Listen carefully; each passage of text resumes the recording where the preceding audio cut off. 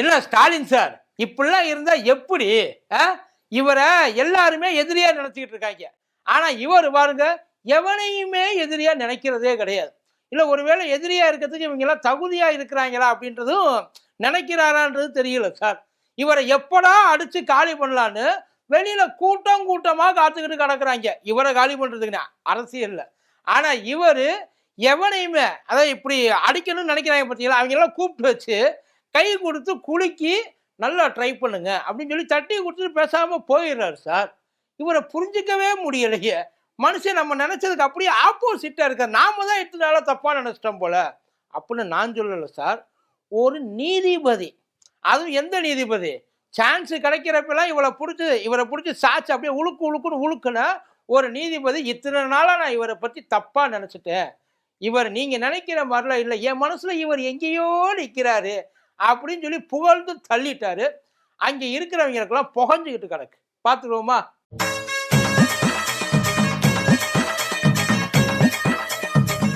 டயா booster சுகரை control பண்ணும், உங்க ஆரோக்கியத்தை மீட்டு தரும். சர்க்கரையை கட்டுப்படுத்துறதுக்கான எளிமையான வழிமுறை, இயற்கையான வழிமுறை. அனைத்து மருந்து கடைகளிலும் கிடைக்கும். மதியம் நேரம் வணக்கம். இது மதியம் தர்பார் கூத்தடி கோப்பி.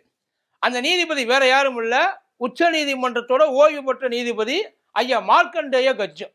அவர் கட்டிச்ச கட்டியெல்லாம் இருக்குல்ல, எவனையும் விடல. வரட்டி வரட்டி கேப் கிடைக்கிற இடத்துலலாம் கடிச்சு வச்சிருந்தாப்புல. கோயில் ஆரம்பிச்சு கோர்ட்டு வரைக்கும் ஐயா பண்ணாத சம்பவமே கிடையாதுன்னு வைக்கல. எங்கேயாச்சும் போயிட்டு வம்பிழுத்துட்டு வரலன்னா ஐயாவுக்கு வாரத்துக்கு ஒரு தடவை வம்பிழுத்துடணும், இல்லைன்னா ஐயாவுக்கு அந்த வாரம் சரியாவே போகாது. கூட்டத்துக்குள்ள போயிட்டு தானா போயிட்டு வம்பிழுத்து அதுக்கப்புறம் கும்பலில் சிக்கி தவிச்சு அவங்க புழிஞ்சு எடுத்து வெளியில் அனுப்பிச்சு விடுவாங்க. இதே வேலையாத்தான் இருந்தார். ரிட்டையர்மெண்ட் ஆனதுக்கப்புறம் ரொம்ப விகரஸாக இருந்தாப்புலன்னு வைக்கல. ஒரு சாம்பிள் பீஸுக்கு ஒன்று சொல்கிறேன். அதாவது ஜட்ஜாக இருந்து ரிட்டையர்மெண்ட்லாம் ஆகிட்டு அதுக்கப்புறம் ஏதோ ஒரு இடத்துல அதுக்கப்புறம் ப்ரெஸ் கவுன்சிலில் சேர்மனால இருந்தாப்புல. அப்போ என்ன பண்ணுறாப்புல, பேட்டி கொடுக்குறாரு. நான் ஜட்ஜாக இருக்கிறப்ப இந்த லேடி லாயர்ஸ் எல்லாம் இருக்காங்க இல்லைங்களா, அவங்கெல்லாம் வந்து என்னை பார்த்து கண்ணடிப்பாங்க சார்.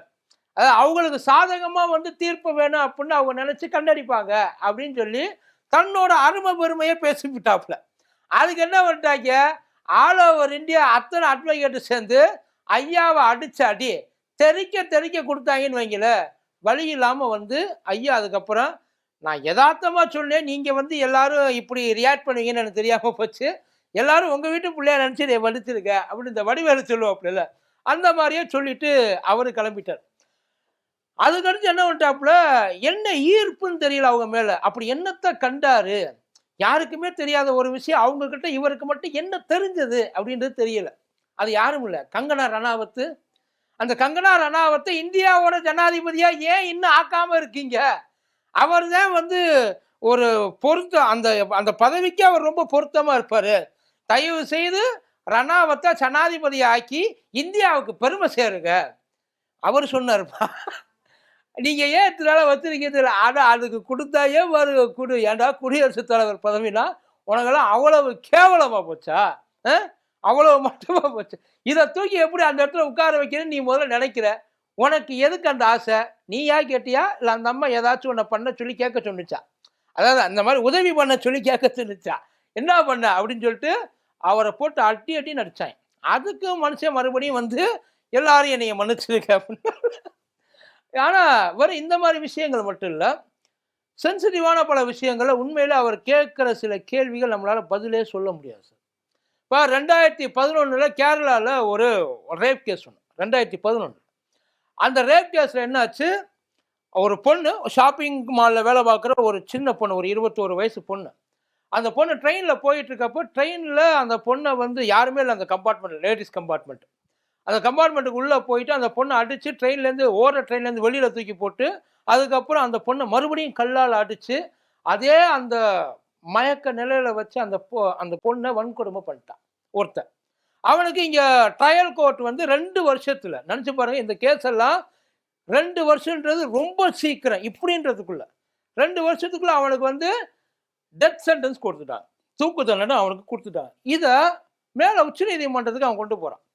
உச்சநீதிமன்றத்துக்கு கொண்டு போகிறப்போ அங்கே உச்சநீதிமன்றம் என்ன சொல்லுது, இந்த கேஸ், இந்த சம்பவத்துக்கு சாட்சியமும் இல்லை, இந்த குற்றவாளிக்கு அந்த பொண்ணை வந்து இந்த மாதிரி பண்ணணுன்ற எந்த மோட்டிவும் இல்லை அப்படின்னு சொல்லி அவனை விடுதலை பண்ணிட்டான். இது நடந்தது 2013 நடந்தது. அதுக்கு ஸ்ட்ரைட்டா இது வந்து அதாவது என்ன சொல்ல, இது வந்து நீதித்துறை செய்யற கொடூரம் அப்படின்ற ரேஞ்சுக்கு போயிட்டாப்புல. நீதிபதியாவது இதுவாவது நம்ம எச் ராஜா வந்து இப்பதானே சொன்ன, அவருக்கு முன்னாடி அப்பயே வந்து ஆனா அவங்களோட லாங்குவேஜ்ல சொன்னாப்புல. அதுக்கு போட்டு கொந்தளிச்சாங்க. எப்படி நீ நீதிமன்றத்தையும் நீதிபதியையும் வந்து தப்பா பேசலாம், உன் வார்த்தையெல்லாம் ரொம்ப இதுவா இருக்கு அப்படின்னா, எனக்கு அதை பத்தி எந்த கவலையும் இல்லை, நான் சொன்னது தான் அப்படின்னு சொல்லிட்டு அதுக்கப்புறம் அவரை ஃபோர்ஸ் பண்ணி அந்த மனுஷனை சரி ஓகே, ஒருவேளை உங்களுக்கு காயப்பட்டிருந்தா, அவர் அந்த இடத்துல உங்களுக்கு காயப்பட்டிருந்தா, ஏதாவது மிஸ் அண்டர்ஸ்டாண்டிங் ஆயிருந்தா சாரி அப்படின்ட்டாப்புல. அவர் இந்த மாதிரி பல கொரோனா டைம்ல எவனும் செய்யாத ஒரு விஷயத்தை செஞ்சாப்புல. இந்த இது ஏண்டா கடவுள் இவ்வளவு கோயிலை திறந்து வச்சிருக்கீல, இவ்வளவு மசூதி இருக்கு, இவ்வளவு தேவாலயம் இருக்கு, கடவுள் உண்மையிலே இருந்திருந்தா இந்த கொரோனாவை உள்ள விட்டுருப்பானா? கொரோனாவே வெளியில போன்னு சொல்லி அவன் ஒரு ஆர்டர் போட்டிருந்தானா போயிருக்குமா போயிருக்காதா? அப்படின்னா கடவுள் இல்லைன்னு தானடா அர்த்தம். இது அவர் சொன்ன ஸ்டேட்மெண்ட் சார், நான் சொல்லல. ஆனால் இந்த ஸ்டேட்மெண்ட் சொல்றதுக்குலாம் முதல்ல ஒரு தைரியம். அவர் சொன்ன மாதிரி கோயில், சர்ச்சு, மசூதி எல்லாத்தையும் பூட்டி தானே வச்சிருந்தா. இல்லை கடவுளுக்கு வந்து நம்மளெல்லாம் வந்து சித்திரவதை பண்ணி கொடூரமா அந்த ஒரு மாதிரி சாடிஸ்ட் மனநிலைமையில வந்து கடவுள் இருக்காரு. நிறைய இந்த மாதிரி அவர் திமுகவை அடிக்காதது இல்லை. ஏன் இப்போ ரீசெண்டா உதயநிதி ஸ்டாலினா இந்த சனாதன தர்மத்துக்கு இளவரசர் அப்படித்தான் பேசுவாரு, அவருக்கு என்ன தெரியும் இதை பத்தி, சாதி மதத்தை ஒழிக்கலாம் தான், சனாதனத்தை எல்லாம் எப்படி நீ ஒழிப்ப அப்படின்னு சொல்லி பயங்கரமா அதுக்கும் போட்டு அடிச்சாப்புல. அடிக்காத இடமே கிடையாது சார். அதே மாதிரி ஹிந்தி கத்துக்கிறதுல உங்களுக்கு என்னடா பிரச்சனை? நீங்க உங்களுக்கு இம்போஸ் பண்றது தப்பு தான், ஆனா கத்துக்கிறதுல உங்களுக்கு என்ன பிரச்சனை? கத்துக்கிட்டா உங்களுக்கு நல்லது, கத்துக்கங்களேண்டா அப்படின்னு சொல்லி ஹிந்திக்கு சப்போர்ட்டும் பண்ணாப்புல. அதாவது சான்ஸ் கிடைக்கிறப்ப எல்லாம் எல்லாரையும் வச்சு செய்வாப்புலன்னு வைங்கள. ஆனா இப்ப அப்பேற்பட்ட ஒரு மனுஷன் திடீர்னு ஒரு போஸ்ட், ஒரு நல்ல லென்த்தி போஸ்ட், என்னன்னா அந்த போஸ்ட்ல பூரா சாம்பிராணியா போட்டிருக்காப்புல. அது இருந்ததுதான் சாம்பிராணி, ஆனா அவங்களுக்கு உள்ளுக்குள்ள போனதுல ஆசிட்டா உள்ள போய் இறங்கி வசவாயுவா மாறிடுச்சு அவர் போட்ட சாம்பிராணி. என்ன அப்படின்னா, ஐயா எம்.கே. ஸ்டாலின் மதுரையில ஒரு கல்யாணத்துல நான் பார்த்தேன். அந்த கல்யாணம் ஒரு ஜஸ்டிஸோட பையன் கல்யாணம். அந்த பையன் கல்யாணத்துக்கு நானும் போயிருந்தேன். அவரும் நான் போன கொஞ்ச நேரத்துல வந்தாரு. வந்துட்டு அதுக்கப்புறம் வந்து நான் இருக்கிறத தெரிஞ்சுக்கிட்டு அவர் என்னைய தேடி வந்தார். நல்லா கேட்டுங்க, அவரு என்னைய தேடி வந்தார். என் கூட உட்கார்ந்தாரு, பேசினாரு. உங்களுக்கு என்ன நாள், நீங்க அடிக்கடி தமிழ்நாட்டுக்கு வரணும், இதை உண்மையில அடிக்கடி தமிழ்நாட்டுக்கு வரணும், உங்களுக்கு ஏதாச்சும் உதவி வேணும்னா என்கிட்ட கேளுங்க, என்னால என்ன செய்ய முடியுமோ அதை நான் செய்யறேன். நல்லா கேட்டீங்க, இவர் வந்து எந்த பதவியிலையும் இல்லை, இவர் வந்து எந்த ஒரு இன்ஃப்ளூயன்சரும் கிடையாது. அதாவது இப்போதைக்கு இவரால் உண்மையா சொல்ல போனா இவரால் பெருசா எதுவும் காரியமும் ஆக போற, இவர் ஒரு கருத்து சொன்னா அது ஒன்றும் பத்திக்கிட்டு எரியும்லாம் கிடையாது.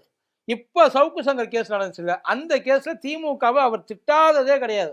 உங்களுக்கு எதிராக ஒருத்தன் பேசுனா, தைரியமா ஒருத்தன் பேசுனா அவனை நீங்க அடிப்பீங்களோ, அதுதான் உங்க சட்டம், இதுதான் நியாயமோ, இதெல்லாம் வந்து அராஜ அக்கிரமம் இல்லையான்னு சொல்லி அந்த பேச்சு பேசியிருக்காரு. யோசிச்சு பாருங்க, இந்த மாதிரி ஒருத்தர் பேசுறப்ப அவர் பக்கத்து, அதாவது எல்லாரும் நினைக்கலாம் இது வந்து ஒரு பொலிட்டிக்கல் காம்ப்ளிமெண்ட்ஸு, அந்த சபை நாகரிகம் பாங்கல்ல, அந்த மாதிரி ஏதாச்சும் ஒன்றா இருக்கு. இது எல்லாருமே பண்றது தானே. ஒரே ஒரு சம்பவம் சொல்றேன். ஐயா அத்வானி வந்து நியாயமா பிரதமர் ஆயிருக்க வேண்டியது, என்னமோ சொல்லி அவரை சைலைன் பண்ணிட்டாங்க. ஐயா மோடியை முன்னிலைப்படுத்துறாங்க. ஐயா மோடியை முன்னிலைப்படுத்துற அந்த ஸ்டேஜில் ஐயா அத்வானி அப்படியே கிராஸ் ஆகி வர்றார். எல்லாரும் அவருக்கு அத்வானி ஐயாவுக்கு வந்து மரியாதை கொடுக்குறாங்க, கை கொடுக்குறாங்க, கையெடுத்து கும்பிட்றாங்க, எல்லாம் பண்றாங்க. குறைஞ்சபட்சமா ஒரு மனுஷன் என்ன பண்ணியிருக்கணும்? இத்தனைக்கும் அவர் வந்து இவருக்கு கெடுதல் நினைக்கல, அவர் வந்து இவரை திட்டல, அவர் வந்து இவரை வந்து வேண்டாண்டு வெறுக்கல, அவர் எப்படியாச்சும் இவரை வந்து அடிச்சு ஓட வேணும், ஐயா மோடியை வந்து இங்க வரவிடக்கூடாது, குஜராத்திலே குத்த வச்சு உட்கார வைக்கணும் அப்படின்னு எண்ணம்லாம் கிடையாது அவருக்கு. எல்லாம் சொன்னாங்க கட்சி நல்லதுக்கு, ஓகே ஏத்துக்கிட்டேன். ஆனா அப்பேற்பட்ட மனுஷனை நீ பெரிய ஆளா நான் பெரிய ஆளா, இதுக்கு முன்னாடி வேணா நீ பெரிய ஆளா இருந்திருக்கலாம், உனக்கு நான் கை கொடுத்து ஓ லெவலுக்கு நான் இறங்கணுமா சார்? எவ்வளவு பெரிய ஒரு கிரிட்டிசிசம் ஆச்சு அப்படின்றது எல்லாருக்குமே நல்லா தெரியும். ஐயா மோடி பல பேர் காலில் விழுந்திருக்காரு, அதெல்லாம் ஒண்ணுமே தப்பெல்லாம் கிடையாது. அவர் வந்து சுத்தமா ரொம்ப கட்ட மனுஷன் அப்படிலாம் சொல்லலை. பல பேர் காலில் விழுந்திருக்காரு, பல பேருக்கு முன்னாடி காலில் விழுந்திருக்காரு. ஏன்னா பல பேர் முன்னாடி இருந்ததுனால காலில் விழுந்திருக்காரு.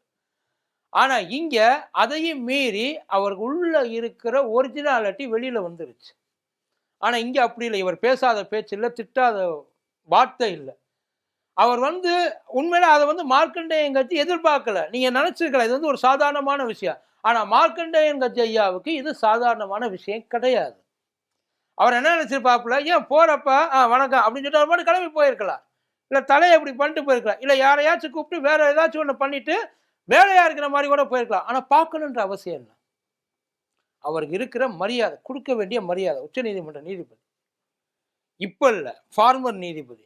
அவருக்கு ஒரு பெரிய மனுஷன், ஒரு நல்ல மனுஷன் இருக்கிற ஒரு விஷயம். இந்த இடத்துல எந்த விதமான ஒரு அரசியலும் கிடையாது.